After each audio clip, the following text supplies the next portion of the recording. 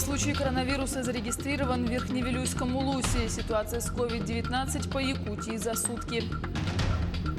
Принтер в помощь. Педагоги Мирного сделали 80 пластиковых масок для медиков. Онлайн-матч Европа-Америка. Якутская шашистка стала участником сборной Европы.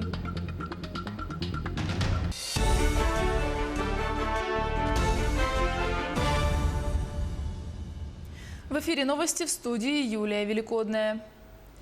В Якутии за сутки зарегистрировано 43 новых случая коронавируса, 34 человека выздоровели, 1 летальный исход.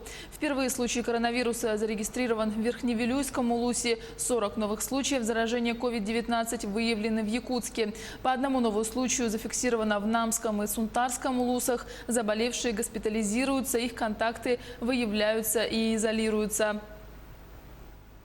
Бригада медиков вылетела из Якутска в одно из поселений Намского Улуса, где был подтвержден новый случай COVID-19. Пациенту назначено лечение. Круг его контактов выявлен.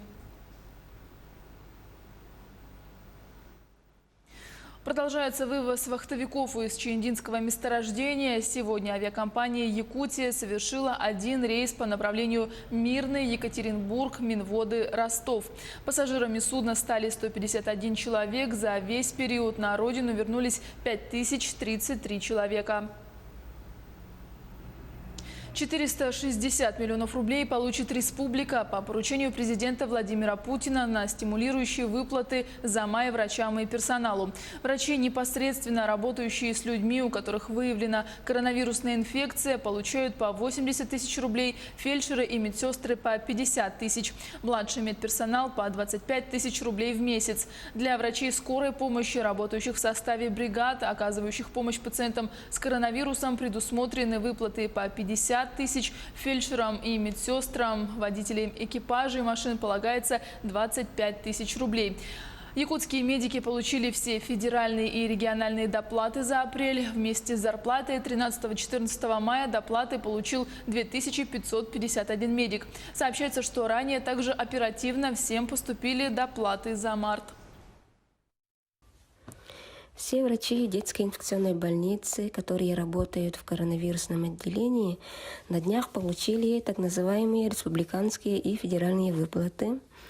Эта финансовая помощь очень нас порадовала и, несомненно, дает стимул для продолжения работы в очаге коронавирусной инфекции. Мы очень надеемся на снижение распространения COVID-19 среди нашего населения и призываем всех соблюдать все меры профилактики. В Центре дополнительного образования Мирного изготовили 80 защитных экранов и передали их Центральной районной больнице. Таким образом, они присоединились к всероссийской акции «3D-мейкеры против COVID-19». Идею взяли у коллег из Якутского технопарка. О процессе изготовления и их эффективности Анна Брянская. В камере 3D-принтера слой за слоем накладывается жидкий пластик. Через пару часов он превратится в крепеж для защитного экрана. Еще совсем недавно на принтере ученики технопарка изготавливали роботов, детали конструктора и даже увлажнитель воздуха. Сегодня педагоги печатают пластиковые экраны. На изготовление такой маски идет 1 час 40. Вот. И, соответственно, у нас очень много времени тратится для того, чтобы распечатать вот такую модель. На изготовление 50 таких экранов ушла неделя. Печатали их и днем, и ночью. Чтобы сделать как можно больше средств защиты, макет пришлось упростить. Пластиковые крепления на голову, которые так долго печаталось, заменили резинками. Казалось бы, простая резинка, но именно такой крепеж очень удобен. Он подойдет на любую голову, любой размер головы. Также эта маска еще удобна тем, что ее можно дезинфицировать, просто побрызгав антисептиком. Ее не нужно стирать, она многоразовая и хорошо защищает, вот как вы видите, прилегает к лицу. Пластиковый экран защищает оболочку глаза и органы дыхания. Он не искажает оптическое изображение и безопасен для зрения. Такой обновке медики рады. В центральную больницу партию уже передали. Коробку разбирали на ходу. Красота же? Красота, да. Да, и главное, ничего не потеет. Нет, ну самое главное защита. Такие маски купить сейчас очень сложно, тем более нам эта спонсорская помощь сделана своими руками. Мы сейчас, видите, как они уже нам дадут или не дадут, мы сейчас всем раздадим, и у нас будет полная защита. 80 экранов хватит на длительный срок, а пока у лазерного станка и 3D-принтера есть время отдохнуть. Анна Брянская, Алексей Меркулин, телеканал «Алмазный край». В Нерюнгринском районе 3000 субъектов малого и среднего бизнеса. Как известно, на время пандемии почти все из них приостановили работу. Как отразилась ситуация на предпринимателях, расскажет Александра Цыбикова. Ивановский текстиль начал свою деятельность в ноябре прошлого года. Естественно, все свои накопления и сбережения, а это почти 1 000 000 рублей, семья Воробьевых вложила в свой первый бизнес, который за 7 месяцев так и не начал полноценно функционировать. Очень большие убытки. Дело в том, что аренду никто не отменял. Свет, коммуналку, мы все это платим. Нам очень тяжело выживать в таких условиях. Почему работают магазины, такие как отдельно стоящие, допустим? У нас в Нерюнгри их не так уж и много. Буквально раз-два и обчелся. Почему такие маленькие магазинчики, как у нас, они не имеют права работать? Что нам делать, как нам выживать вот в этом во всем? Предприниматели несут огромные убытки, хотя и государство перенесло налоговую отчетность на осень, однако платежи никто не отменял. Выход из положения предприниматели видят в следующем. Чтобы нам, наверное, возместили то, что мы потеряли. Я не прошу о том, чтобы нам дали что-то больше, но не работаем как бы хорошо. Но когда ты работаешь в убыток, это очень достаточно ощутимо, потому что когда нет вообще никакого дохода, есть семья, есть какие-то свои там непосредственные затраты, то есть это прям действительно отражается прям напрямую. В штате имеются, конечно же, сотрудники, которым я обязана, и так будет правильнее. Просто заплатить им хоть какую-то сумму, минимальный свой оклад, потому что люди тоже не виноваты в этом. Как признается Снежана, с начала пандемии ее выручка со 100% упала до 15%. Поэтому и пришлось искать другие выходы для связи с клиентами. С момента закрытия я молодец, я переобулась на доставку. У меня есть приложение UDS App, которое помогает клиентам и нам быть постоянно на связи. Мои постоянные клиенты совершают заказы. Все в целом неплохо. Но по сравнению с реализацией в торговом месте, вообще, в магазине, выручка, конечно, упала. Сегодня малый и средний бизнес действительно испытывает сильные потрясения, но есть и те, кто готов помочь. Так, например, агентство «Неформат Продакшн» помогает расширить рекламные возможности. Это маркетинг, стратегическое планирование и веб-технологии. Мало у кого получается, откровенно говоря. Инстаграм сложно вести. Вот, кстати, хороший пример. Я даже достану. Вот такая штука. Мало кто понимает, что это, но вот Неру-Резко, это ребята большие молодцы, они сделали вот такую штуку, которая позволяет открывать двери, нажимать на кнопку домофона, звонить в звонок. Казалось бы просто, но веяние времени.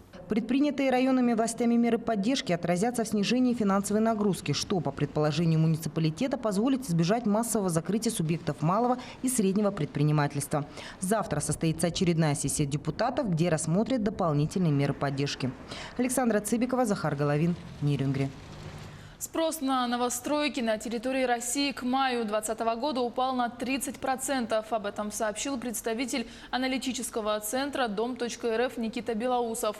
Он добавил, что падение спроса в стране неравномерное. Например, в Москве, по его словам, спрос упал в целом в 2 раза. При этом есть регионы, например, Новосибирск, где продажи упали не так сильно и покупатели были активны даже в начале мая. По словам экспертов, вполне может быть, что это связано с менее жесткими карантинными мерами, чем в московском регионе.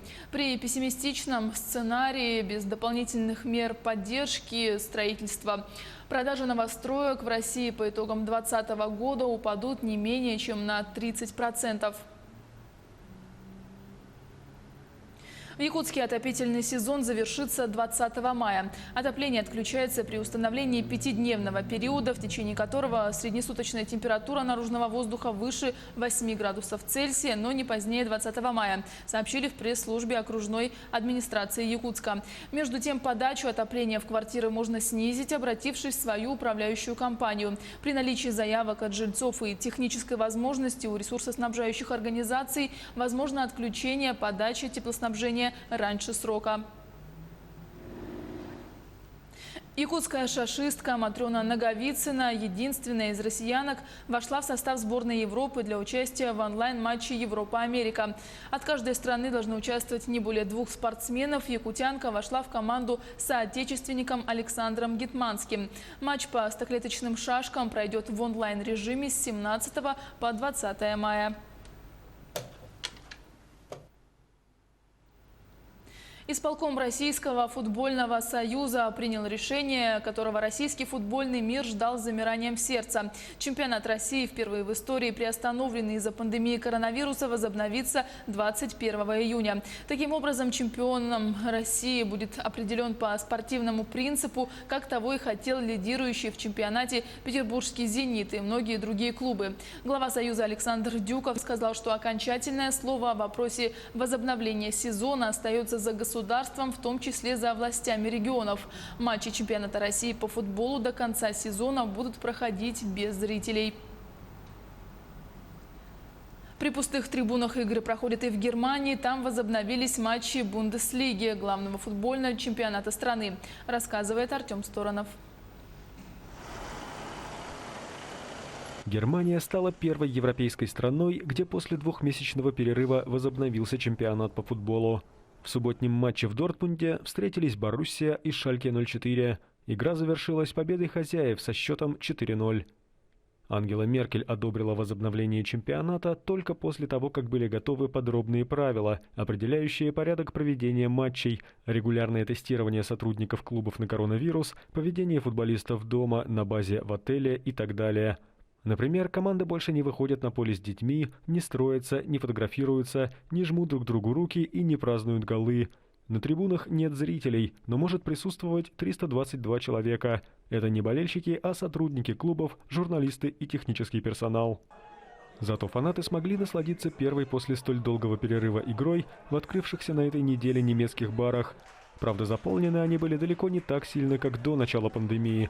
Но болельщики говорят, что рады и такому положению дел. Здорово, что чемпионат возобновился. Есть повод прийти в бары отпраздновать. Я очень рада. Дерби – это само по себе интересно, а когда ты окружен правильными людьми, даже если их мало, все равно отлично. Настроение прекрасное, мы даже зажгли бенгальские огни. Чемпионаты России и Англии возобновятся в июне. Во Франции и Нидерландах футбольный сезон завершать не будут. Что касается остальных стран Европы, ясности пока нет. Будьте в курсе всех событий с телеканалом Якутия-24.